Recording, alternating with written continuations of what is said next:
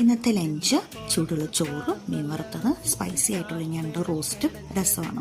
അപ്പോൾ സ്പൈസി ഞണ്ട് റോസ്റ്റ് എങ്ങനെ ഉണ്ടാക്കാൻ നോക്കിയാലോ. ആദ്യം ചട്ടി അടുപ്പത്ത് വെച്ച് എണ്ണ ഒഴിച്ച് 2 മണി ഉലുവ, സവോള, വേപ്പില, കുറച്ച് ഉപ്പും കൂടിയിട്ട് നന്നായി വഴറ്റി അതൊന്ന് വഴറ്റി വരുമ്പോൾ അതിലേക്ക് ചതച്ച് വെച്ചിട്ടുള്ള ഇഞ്ചിയും വെളുത്തുള്ളിയും കൂടി ചേർത്ത് പൊടികളായി മഞ്ഞൾപ്പൊടി, മുളക് പൊടി, മല്ലിപ്പൊടി, കുരുമുളക് പൊടിയും കൂടി ചേർത്ത് കഴുകി വൃത്തിയാക്കി വെച്ചിട്ടുള്ള ഞണ്ട് ഇട്ട് നന്നായി ഒന്ന് മിക്സ് ചെയ്ത് കൊടുക്കാം. ഇനി ഒരു സ്പെഷ്യൽ ഇൻഗ്രീഡിയൻറ്റ് കൂടി ഉണ്ട് കേട്ടോ.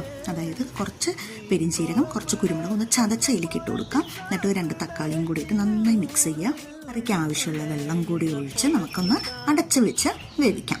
കറി നന്നായി തിളച്ച് വരുമ്പോൾ അതിലേക്ക് ഉപ്പൊക്കെ ഒന്ന് ടേസ്റ്റ് ചെയ്തിട്ട് പിന്നെ കുറച്ച് കുരുമുളകും കൂടി ഇട്ട് നന്നായി മിക്സ് ചെയ്ത് അതൊന്ന് കറി നന്നായി വറ്റി നെണ്ടൊക്കെ വെന്ത് വരുന്നത് വരെ ഒന്ന് വെയിറ്റ് ചെയ്യാം. നെണ്ടൊക്കെ നന്നായി വെന്ത് വെള്ളമൊക്കെ വറ്റി വന്നിട്ടുണ്ട്.